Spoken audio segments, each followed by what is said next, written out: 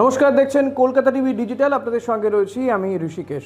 রাজ্যে প্রথম দফার নির্বাচন হয়ে গিয়েছে। গত 23 তারিখে প্রথম দফার নির্বাচন হয়েছে। 16 জেলার 152টি কেন্দ্রের জন্য ভোট গ্রহণ হয়ে গিয়েছে এবং ইভিএমগুলো এখন রয়েছে স্ট্রং রুমে। তবে শাসক বিরোধী প্রত্যেকেই কিন্তু অভিযোগ করছেন বা দাবি তুলছেন যে এই ইভিএম বদল হয়ে যেতে পারে, ইভিএমে অনেক কিছু করা হতে পারে, হ্যাকিং হতে পারে।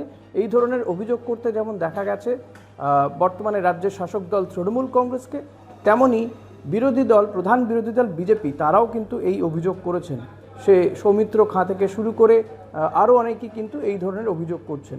শাসক দলে খোদ তৃণমূল সুপ্রিমো মমতা বন্দ্যোপাধ্যায় তিনি বলেছেন যে স্ট্রং রুমেও তাদের দলের কর্মী সমর্থকদেরকে পাহারা দিতে, যাতে ইভিএম বদল না হয়ে যায়।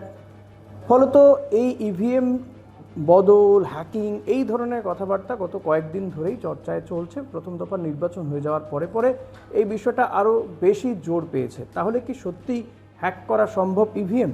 এর আগেও এই ধরনের অভিযোগ কিন্তু দেশের বিভিন্ন প্রান্ত থেকেই তোলা হয়েছিল। কখনো রাহুল গান্ধী তুলেছেন, মমতা বন্দ্যোপাধ্যায় বহুবারই বলেছেন, কখনো কেউ কেউ বলেছেন সায়েন্টিফিক রিগিংয়ের কথা। তো নির্বাচনের সঙ্গে এই শব্দগুলো এখন ওতপ্রোতভাবে জুড়ে গিয়েছে।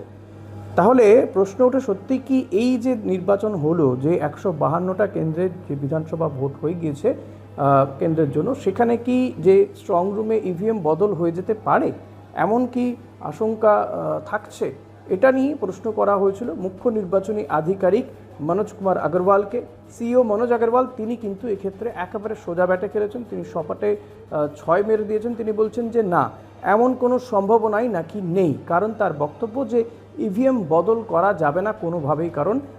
কারণ বলছেন যে ইভিএমে এক্ষেত্রে জিপিএস ট্র্যাকিং রয়েছে। ফলত জিপিএস ট্র্যাকার যদি এই ইভিএম স্থানান্তরিত হয় কোথাও, তাহলে কিন্তু সেটা ট্র্যাকিংয়ে ধরা পড়ে যাবে। সেই কারণেই ইভিএম অর্থাৎ ইলেকট্রনিক ভোটিং মেশিন সেটা কিন্তু কোথাও চেঞ্জ করা বা বদল করা সম্ভবপর নয়।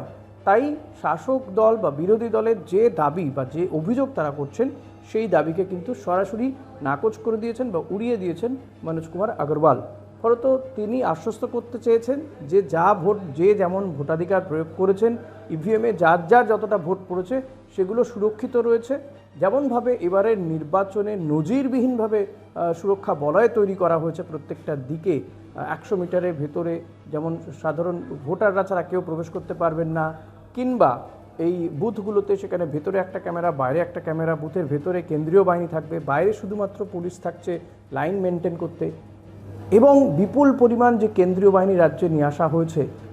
নিরাপত্তার ক্ষেত্রে কোথাও কোনো কম্প্রোমাইজ করা হবে না, এটা কিন্তু নির্বাচন কমিশন বরাবর বলছে। দ্বিতীয় দফার ক্ষেত্রে আরও বাড়ানো হচ্ছে নির্বাচনে এই কেন্দ্রীয় বাহিনীর সংখ্যা বাড়ানো হচ্ছে, পুলিশ পর্যবেক্ষক আরও নিয়ে আসা হচ্ছে, আরও 11 জন পুলিশ পর্যবেক্ষক নিয়ে আসা হচ্ছে। নিরাপত্তাটা আরও কঠোর করা হচ্ছে, আরও কড়া করা হচ্ছে, যাতে শান্তিতে নির্বিঘ্নে ভোট দিতে পারেন সাধারণ মানুষ। এবং এক্ষেত্রে মনোজ আগরওয়ালের দাবি যে মানুষ যেখানে তাদের ভোটাধিকার প্রয়োগ করছেন সেটা 92% হতে পারে, কোথাও 95% ভোটও পড়েছে, সেটা কিন্তু সম্পূর্ণ সুরক্ষিত থাকছে।